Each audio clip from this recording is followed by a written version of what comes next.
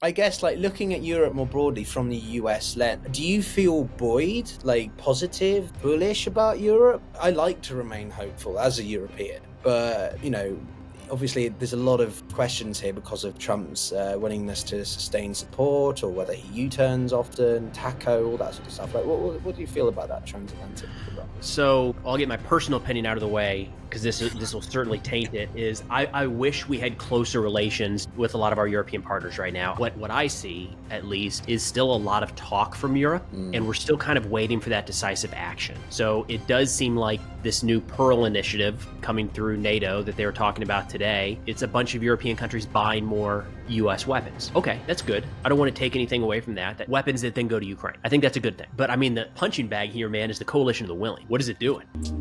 This is The Global Gambit. How's it going, everyone? Today, my guest is Preston Stewart, the face of many a incredible video. Somehow he gets out every day, quality after quality, updates about every major conflict zone. Although there's two particular ones that we're going to be covering in this two-parter with Preston. Always a pleasure to have you, mate. Thank you for joining us yet again. Yeah, thanks so much for the invite. No, as always. I think I had you on in January. I think we've had you back in the spring, summer, and now this is the third installment. But I wanted to obviously start with Russia-Ukraine, because we've had some remarkable developments since we last spoke, even in the past day. The Ukrainians are now targeting Crimea. So as someone who follows it from a US lens towards it, but also a very military-esque, what have been some of your biggest takeaways from the war so far? And so, should we say since the summer? Yeah, so since the summer, the big changes have been, we kind of had that peace summit, right? Of Putin going to Alaska. That was going to be the big thing. And we've seen a couple of President Trump's deadlines come and go, which has become a joke, unfortunately, the 2-week deadlines. However, we have seen a bit of a shift in the U.S. stance towards this conflict. You can see that Trump is getting frustrated. I mean, every chance he gets, he says, I thought this one was going to be easier to end than it was. Every time he talks about Russia and Ukraine, that's a key component of it. You can tell he's getting frustrated. We have just in the last couple of weeks announced that we are sharing intelligence with Ukraine for their deep strikes inside of Russia. That's huge. And that was a mistake under the Biden administration. We weren't doing that. It's hamstringing Ukraine in a lot of ways.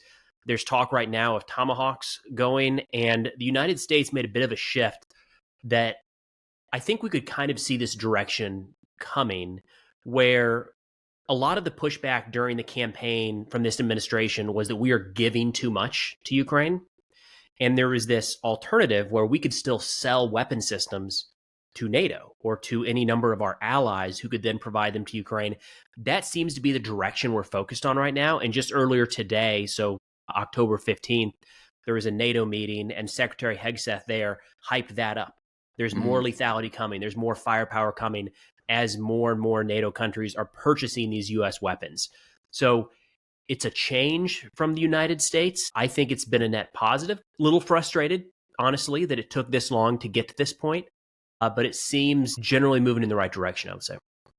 Yeah, I mean, you bring out some incredible coverage of it. And one of the things you've been also discussing is the sort of Russia's attempts at quite large scale offensives, right? We've seen a slow in certain areas of Russian activity, but the drone, the incursions or provocations into Eastern Europe, but also on the front lines, I think a lot of attention has been deviated away from the day-to-day developments there. So what have you seen on the battlefield, on the tactical level, with what the Russians have been doing?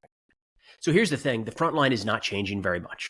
And we've got a lot of people that follow the channel that they want to see the day-to-day movements. And there are day-to-day movements, but you're talking, tens of meters at a time, maybe. It's just not rapid progress in any direction. And it hasn't been for a long time.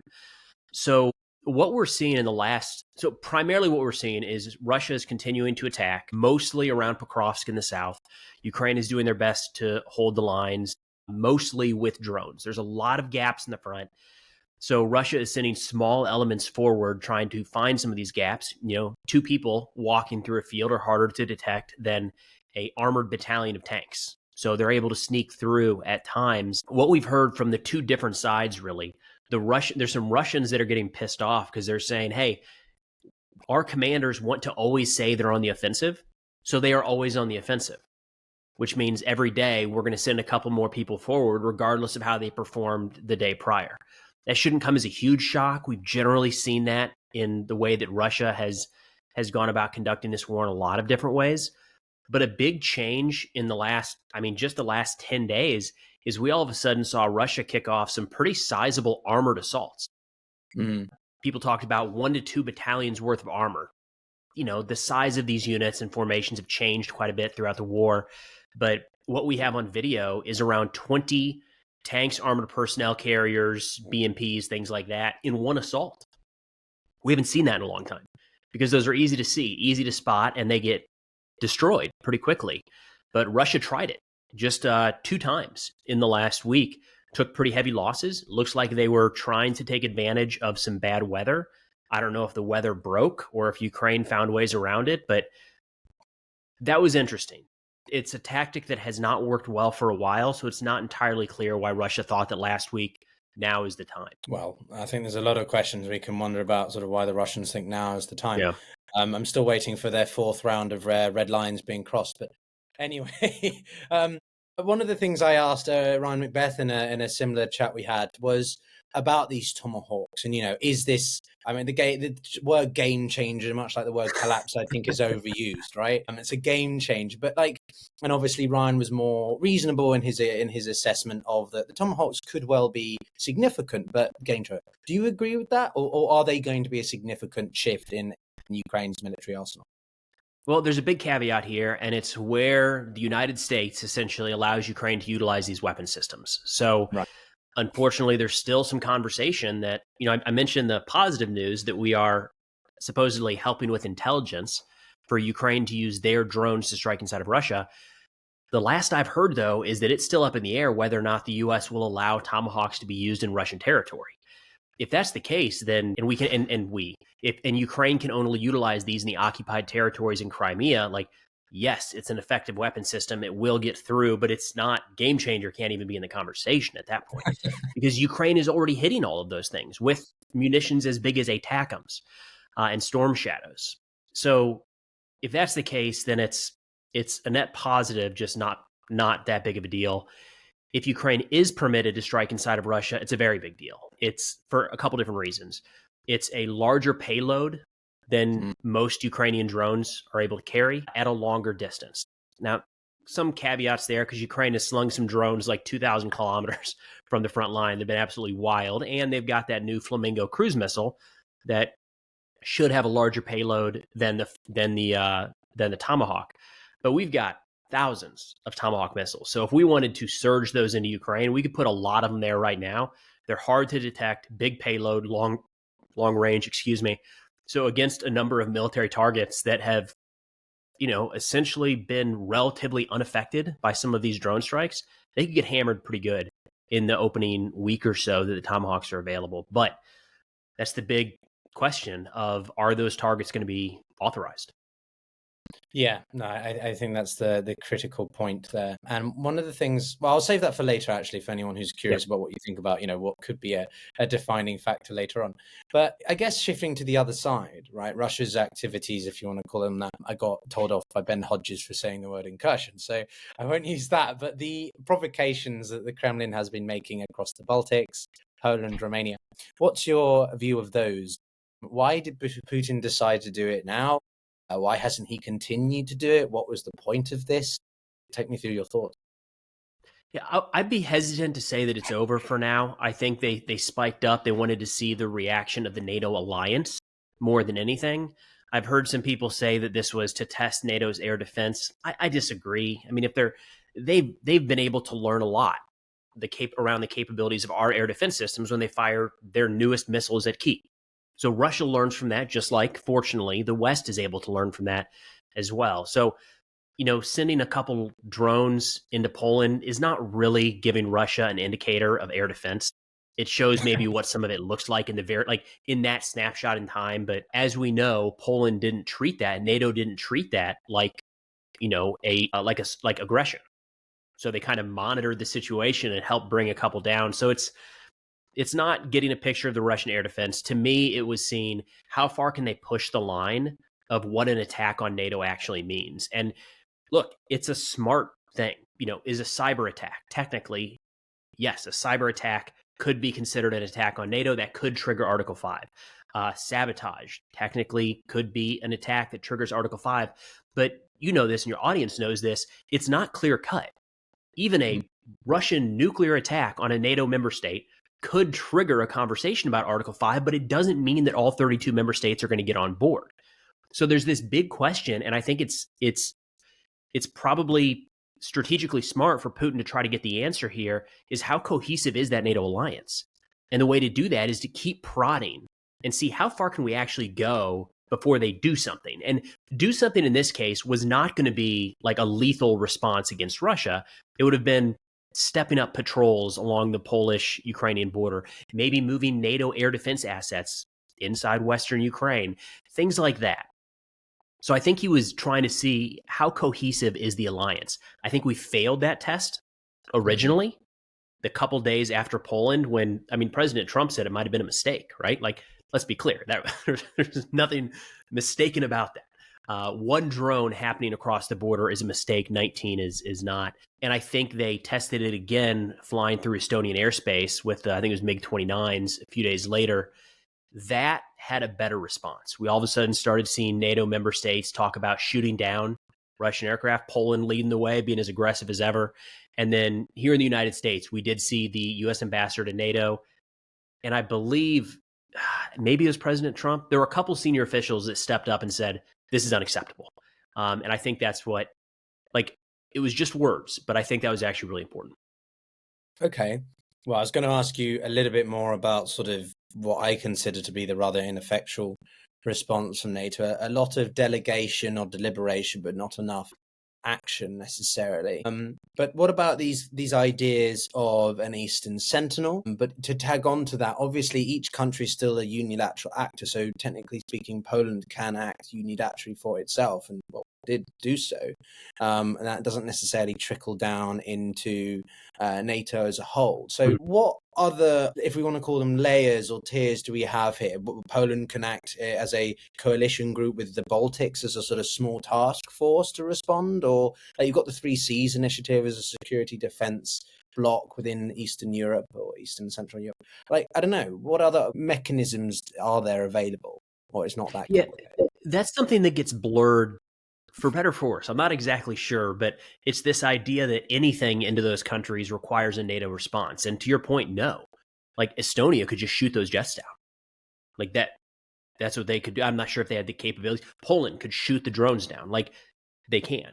Now, there's a lot of NATO presence in those countries. And I think with the drones, there was, I'm not going to try to name the countries, forget at this point, but there were multiple countries that put jets up in Poland to help protect Polish skies when those drones were there. That's different. That's requiring a NATO response. So Poland doesn't have the authority to tell those countries, you have to shoot down jets in our airspace. So there's, to your point, this wide range. I think, I don't know. There's, but on the one hand, I'd like to... Go ahead. No, sorry. No, I think one of the pilots was, although that was more, I think, in logistical reconnaissance, that was Italian. And I think that there were also some German aircraft. So could it be that each individual country decides for itself to come to the aid of a separate state, and that therefore doesn't trigger Article 5, right? It's just a case of separate countries coming. Is that sort of the way that we can look at it? I think it's possible, but I wouldn't rely on that in real time. And I think this is a good example of, all of a sudden we got notifications that there were drones in Poland. What's the response? And the default area there is Poland takes care of their own self-defense or NATO. There's all of these other little agreements, the coalition of the willing and others that just don't feel concrete enough to be able to call on in real time. Like Eastern Sentry, got it. We're putting that together. We're manning more of the skies across Eastern Europe. But when we're talking about a real-time response, there's drones up right now. I feel like it's got to be something that's already in writing, already agreed upon, a clear alliance, whether that's just a bilateral, trilateral, or whatever it ends up being. I think it would be risky in a situation like that to, Germany and Poland are great allies.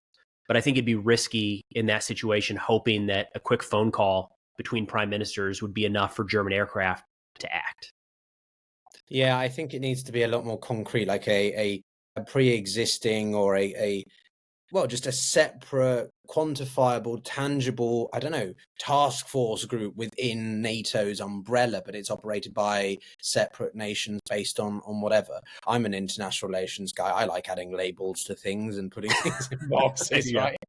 Giving everything a name. So that was certainly help. But then I guess like looking at Europe more broadly from the US lens, do you feel buoyed, like positive, bullish about Europe? I like to remain hopeful as a European, but you know, obviously there's a lot of questions here because of Trump's willingness to sustain support, or whether he U-turns often, TACO, all that sort of stuff. Like, what do you feel about that transatlantic role?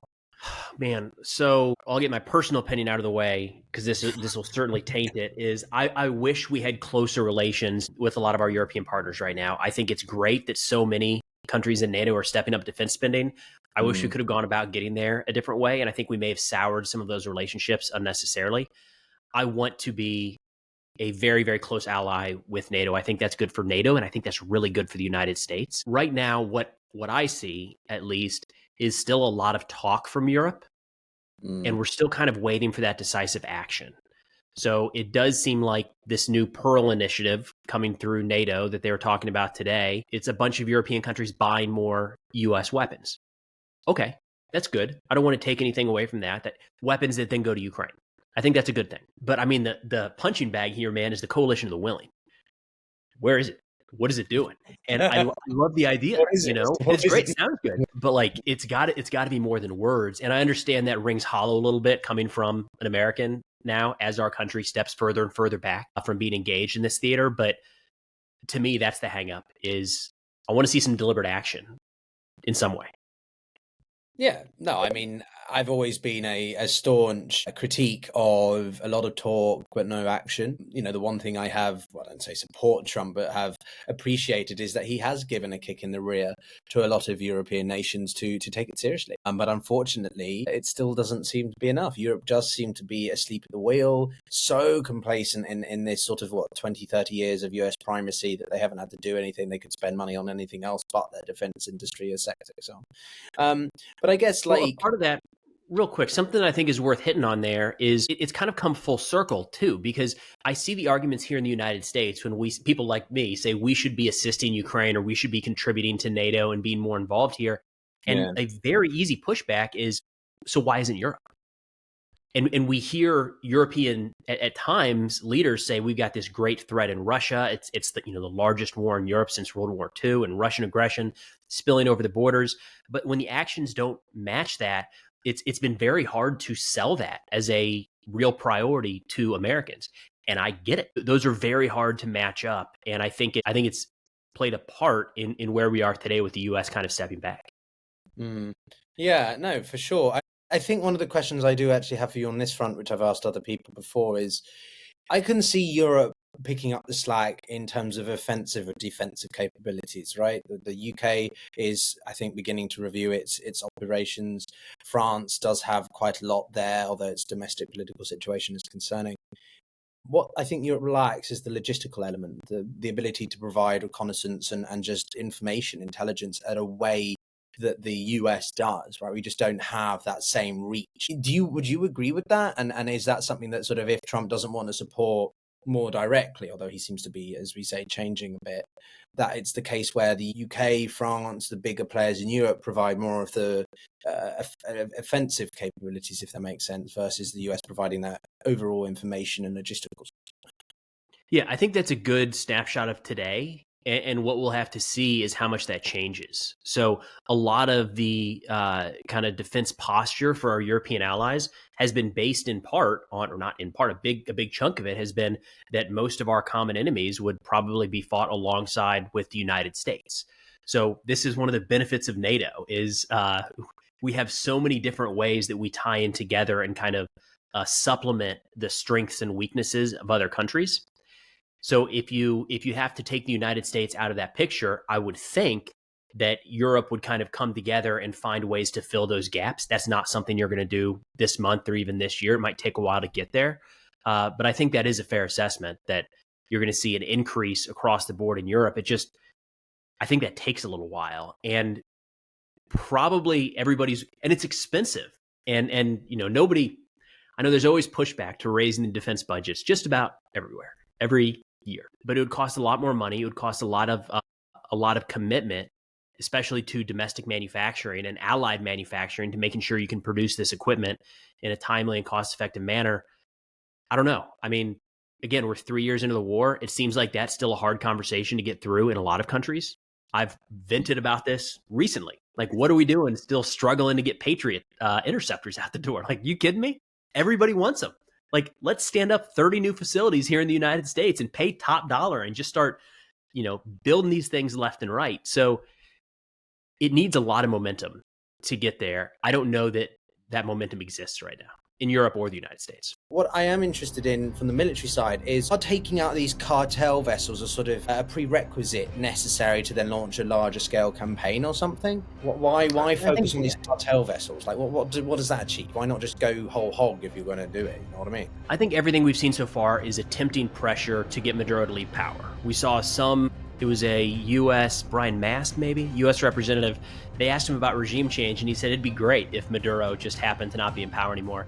So I think we did take the approach of a very soft regime change. If we just push in the right spots, maybe someone will rise up or Maduro will flee, and that didn't happen. But I think that was the attempt. And, again, when you're looking at the framing of this, if the collateral damage is a boat full of traffickers and drugs, allegedly, people aren't going to lose a lot of sleep over that.